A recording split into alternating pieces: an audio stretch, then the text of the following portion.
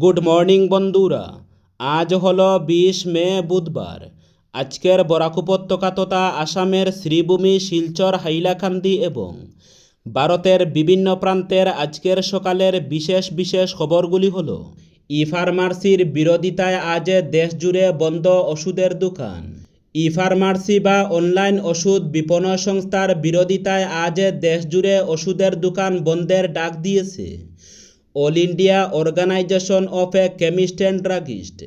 তবে এই ধর্মঘটের ডাক সত্ত্বেও সাধারণ মানুষের ভোগান্তি এড়াতে দেশের সমস্ত বড় ফার্মাসির চেন, হাসপাতালের ভিতরের ওষুধের দোকান, প্রধানমন্ত্রী জন ঔষধ কেন্দ্র এবং অমৃত ফার্মাসি আউটলেটগুলি আজ খোলা থাকবে বলে জানা গেছে। এর পাশাপাশি বিভিন্ন রাজ্যের একাধিক ওষুধ ব্যবসায়ী সংগঠনও এই প্রস্তাবিত ধর্মঘট থেকে নিজেদের সরিয়ে নেওয়ার সিদ্ধান্ত নিয়েছেন।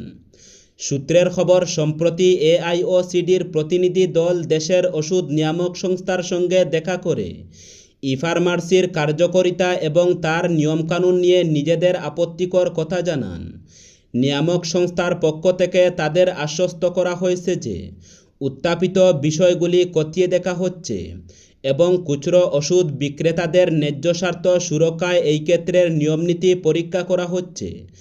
কর্তৃপক্ষের এই ইতিবাচক সাড়ার পরই ধর্মঘটের সিদ্ধান্ত পুনর্বিবেচনা করে বহু সংগঠন। ইতিমধ্যে পশ্চিমবঙ্গ, কেরল, পাঞ্জাব, মহারাষ্ট্র, কর্ণাটক, হরিয়ানা, উত্তরপ্রদেশ, লাদাখ, গুজরাট, ছত্তিশগড়, সিকিম এবং উত্তরাখণ্ডের খুচরো ঔষধ ব্যবসায়ী সংগঠনগুলি লিখিতভাবে আশ্বস্ত করেছে যে তারা এই ধর্মঘটে অংশ নেবে না। আজ প্রতিবাদ দিবসেও আমজনতার জন্য ওষুধের যোগান স্বাভাবিক রাখতে তারা প্রতিশ্রুতিবদ্ধ। আচমকাই কালীগঞ্জের গরুর হাট বন্ধ করে দিল স্থানীয় প্রশাসন। মঙ্গলবার অনেক দূর দূরান্ত থেকে খেটে খাওয়া মানুষ তাদের গরু বিক্রি করবেন বলে বাজারে নিয়ে এসেছিলেন, কিন্তু কালীগঞ্জ বাজারে আসার পর মাথায় হাত পড়ে গরু বিক্রেতাদের। এলাকার বিশিষ্টজনেরা বলেন, দেশ স্বাধীন হওয়ার আগস্ট থেকে কালীগঞ্জে গরুর হাট বসছে, কিন্তু মঙ্গলবার স্থানীয় প্রশাসন গরুর হাট বসাতে দেয়নি। যদিও এলাকার জনপ্রতিনিধিদের অভিযোগ, গরুর হাট বন্ধ করার কোনো লিখিত নির্দেশ দেখাতে পারেনি স্থানীয় প্রশাসন। জনপ্রতিনিধিরা গরুর হাট বন্ধ করায় প্রশাসনের প্রতি তীব্র নিন্দা জানিয়েছেন। জনপ্রতিনিধিরা বলেন, গরুর হাট বন্ধ করার কোনো লিখিত নির্দেশ নেই স্থানীয় প্রশাসনের হাতে, তাহলে কিভাবে গরুর হাট বন্ধ করে দিতে পারে? তারা আরও বলেন, কালীগঞ্জ বাজারের গরুর হাট যদি অবৈধ হতো তাহলে গরু কেনাবেচার রসিদ কিভাবে দেওয়া হলো? এদিকে কালীগঞ্জ বাজারে গরুর হাট বসাতে না পারায় একাংশ ব্যবসায়ী বাজার থেকে কিছু দূরে গরু বিক্রি করার চেষ্টা করলেও স্থানীয় প্রশাসন তাদেরকে তাড়িয়ে দেয়।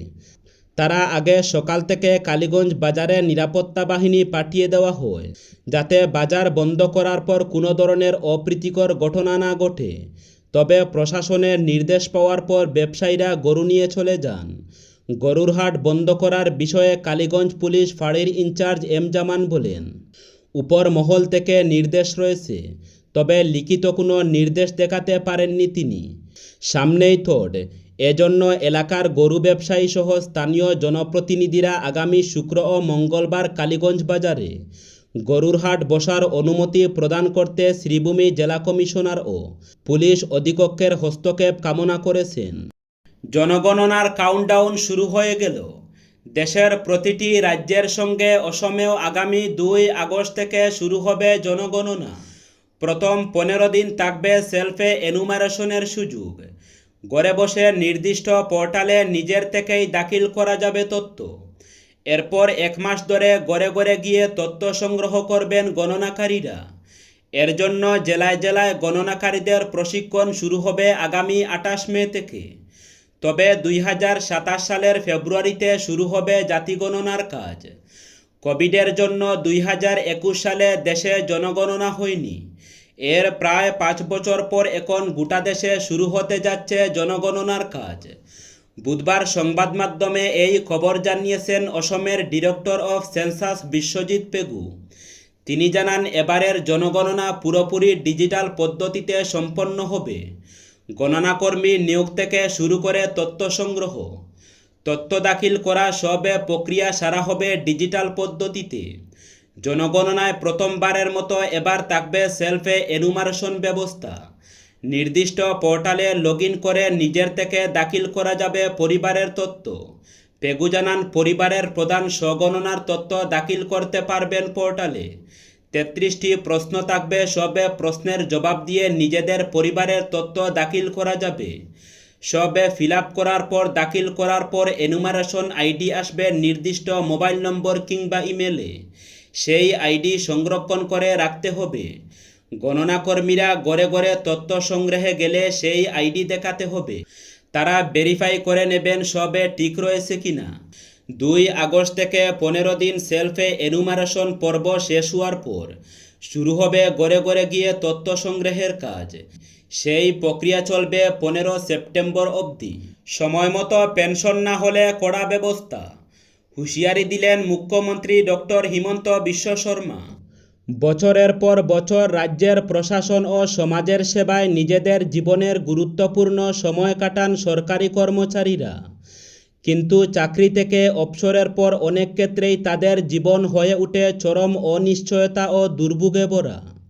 সময় মতো পেনশন না পাওয়া, মাসের পর মাস ফাইল আটকে থাকা, এমনকি পেনশনের কাজে দ্রুত এগিয়ে নিতে ঘুষ চাওয়ার অভিযোগও বহুদিন ধরে উঠে আসছে বিভিন্ন মহল থেকে। আর এই পরিস্থিতিতেই বড় পদক্ষেপ নিল অসম সরকার। সরকারি সূত্রের দাবি, বহু অবসরপ্রাপ্ত কর্মচারী পেনশনের জন্য দফতরে দফতরে ঘুরেও সঠিক সময়ে প্রাপ্য টাকা পান না। কেউ কেউ আবার অভিযোগ করেছেন, ফাইল দ্রুত নিষ্পত্তির নামে কিছু অসাধু আধিকারিক অর্থ দাবি করেন। ফলে অবসরের পর আর্থিক অনিশ্চয়তার পাশাপাশি মানসিক চাপেও ভুগতে হয় প্রবীণ কর্মচারীদের। এই পরিস্থিতিকে কোনোভাবেই গ্রহণযোগ্য নয় বলে স্পষ্ট বার্তা দিয়েছেন অসম সরকার। মুখ্যমন্ত্রী হিমন্ত বিশ্ব শর্মা জানিয়েছেন, পেনশন প্রক্রিয়াকরণে জবাবদিহিতা নিশ্চিত করতে কড়া ব্যবস্থা নেওয়া হচ্ছে। নির্ধারিত সময়সীমার মধ্যে পেনশনের ফাইল নিষ্পত্তি না হলে দায়িত্বপ্রাপ্ত আধিকারিকদের জরিমানা করা হবে।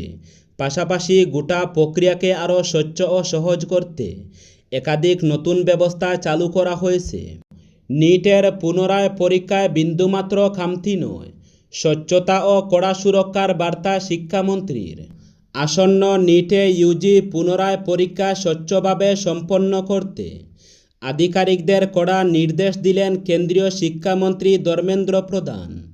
নিটে ইউজি পুনরায় পরীক্ষার প্রস্তুতি খতিয়ে দেখতে মঙ্গলবার এক উচ্চ পর্যায়ের পর্যালোচনা বৈঠক করলেন শিক্ষামন্ত্রী। তিনি কড়া নিরাপত্তা প্রটোকলের মধ্যে সম্পূর্ণ সুরক্ষিত, নির্বিঘ্ন এবং নিশ্ছিদ্র উপায়ে এই পরীক্ষা সম্পন্ন করার জন্য আধিকারিকদের কড়া নির্দেশ দিয়েছেন। বৈঠকে শিক্ষামন্ত্রী পূর্ববর্তী পরীক্ষা প্রক্রিয়ায় যে সমস্ত খামতি বা ত্রুটি চিহ্নিত করা হয়েছিল সেগুলি সম্পূর্ণভাবে দূর করতে বিশেষ নজর দিতে নির্দেশ দেন। পরীক্ষার সার্বিক সততা এবং স্বচ্ছতা বজায় রাখার ক্ষেত্রে কোনো আপোষ করা চলবে না। পরীক্ষা ব্যবস্থায় সুদৃঢ় করতে এবং সমস্ত বন্দোবস্ত কার্যকরভাবে রূপায়ণ করতে দেশের বিভিন্ন রাজ্যের জেলাশাসক এবং পুলিশ সুপারদের সঙ্গে সমন্বয় বৈঠক করার জন্য তিনি সংশ্লিষ্ট কর্তৃপক্ষকে নির্দেশ দিয়েছেন। পরীক্ষা কেন্দ্রে নজরদারি ও নিরাপত্তার বিষয়ে সর্বোচ্চ সতর্কতা বজায় রাখার নির্দেশ দিয়েছেন শিক্ষামন্ত্রী। সেই সঙ্গে পরীক্ষার্থীদের সুবিধার দিকে বিশেষ নজর দিতে বলেছেন।